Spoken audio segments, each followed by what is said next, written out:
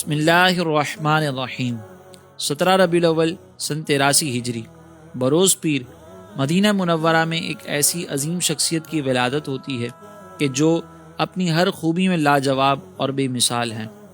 اگر ہم ان کی عبادت اور ریاضت کی بات کریں تو اس میں بھی باکمال نظر آتے ہیں، اور اگر ہم ان کے تقویٰ کی بات کریں تو اس میں بھی لاجواب ہیں، اور اگر بات کی جائے ان کی نرمی، شفقت، حلم، خوف خدا اور علم کی تو اس میں بھی ان کا کوئی ثانی نظر نہیں آتا۔ یہ عظیم شخصیت جنہیں دنیا امام جعفر صادق رضی اللہ تعالیٰ عنہ کے نام سے جانتی ہے۔ آپ بیمار کربلا امام زین العابدین رضی اللہ تعالیٰ عنہ کے شہزادے باقر العلوم یعنی امام محمد باقر رضی اللہ تعالیٰ عنہ کے بڑے صاحبزادے ہیں۔ آپ کی والدہ بی بی ام فروا رضی اللہ تعالیٰ عنہا مسلمانوں کے پہلے خلیفہ امیر المؤمنین حضرت ابو بکر صدیق رضی اللہ تعالیٰ عنہ کی پر ہوتی ہیں۔ تو اس اعتبار سے اگر دیکھا جائے تو آپ کی شخصیت میں والدہ کی جانب سے صدیقی فیض جاری ہے، تو والد محترم کی طرف سے علوی و فاطمی فیضان سے آپ مستفیض ہیں۔ یہی فیض ہے جس کی بدولت اپنے وقت کے عظیم علماء و فقہا بھی آپ کی شاگردی میں اپنے لیے باعث فخر سمجھتے تھے۔ جیسے اگر ہم بات کریں امام اعظم ابو حنیفہ رحمۃ اللہ تعالیٰ علیہ کی، اور یہ وہ امام اعظم ہیں کہ جن کے بارے میں ایک اور عظیم شخصیت امام شافعی رحمۃ اللہ تعالیٰ علیہ یہ کہا کرتے تھے کہ الناس عیال لابی حنیفہ فی الفقہ، یعنی فقہ کے اندر، علم فقہ میں جتنے بھی علماء ہیں، جتنے بھی فقہا ہیں، وہ امام اعظم ابو حنیفہ کی عیال ہے۔ یہ امام اعظم ابو حنیفہ کہتے ہیں کہ میں نے کئی لوگوں سے علم حاصل کیا، لیکن وہ 2 سال جو امام جعفر صادق رضی اللہ تعالیٰ عنہ کی صحبت میں گزارے، آپ کی شاگردی میں گزارے، تو امام اعظم ان کے بارے میں فرماتے ہیں کہ لولا السنتان لہلک النعمان، اگر صحبت امام کے یہ 2 سال نہ ہوتے تو نعمان اب تک ہلاک ہو چکے ہوتے۔ بلکہ جن کی ریاضت اور عبادت کے متعلق اگر ہم بات کریں تو ایک اور عظیم شخصیت جو اپنے وقت کے بڑے امام ہیں، جو جلیل القدر ائمہ میں مجتہدین میں ان کا شمار ہوتا ہے، یعنی امام مالک رحمۃ اللہ تعالیٰ علیہ، وہ یہ کہا کرتے تھے کہ میں ایک زمانے تک امام جعفر صادق رضی اللہ تعالیٰ عنہ کی خدمت میں حاضر ہوتا رہا، اور ہمیشہ جب بھی حاضر ہوا تو انہیں 3 میں سے کسی ایک عبادت کے اندر مشغول پایا۔ کبھی نماز پڑھتے دیکھا، کبھی قرآن کی تلاوت کرتے دیکھا، اور کبھی آپ کو حالت روزہ میں پایا۔ یہ وہ شخصیات ہیں کہ جو آپ کے علم کی، آپ کے تقویٰ کی، آپ کے مقام و مرتبے کی اعتراف کرتی ہوئی نظر آتی ہیں۔ اور یہاں پر اگر میں مزید بات کروں تو یہ امام مالک رضی اللہ تعالیٰ عنہ یہ استاد ہیں امام شافعی رحمۃ اللہ تعالیٰ علیہ کے، اور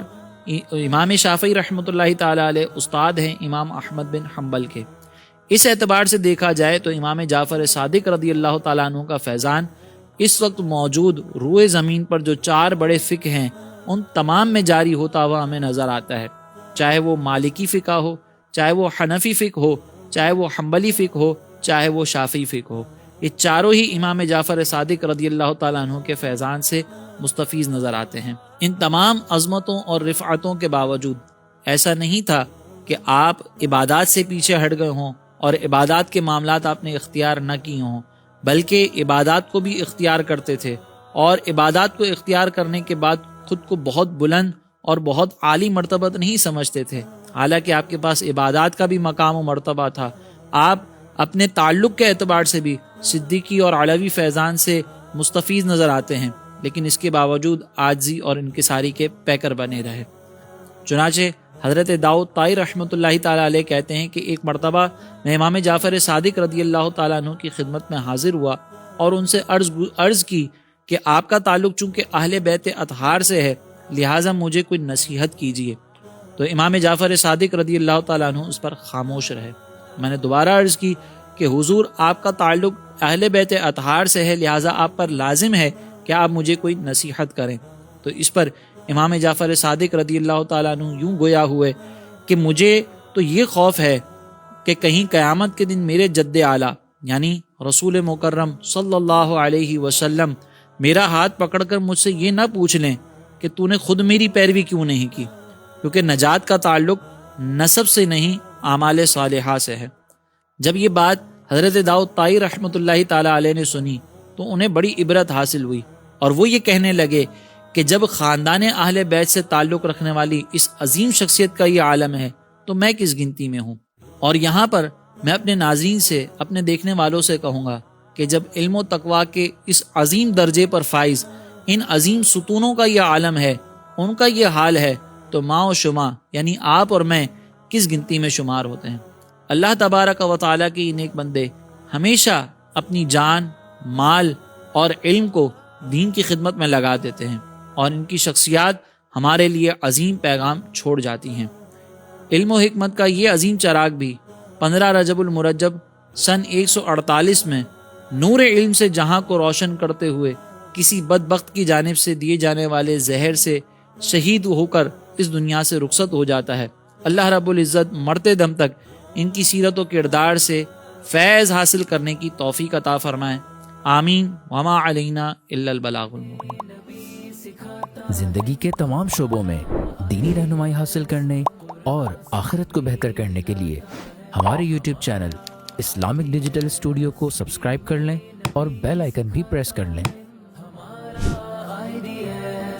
قرآن سے بھی ملاتا ہے ہمارا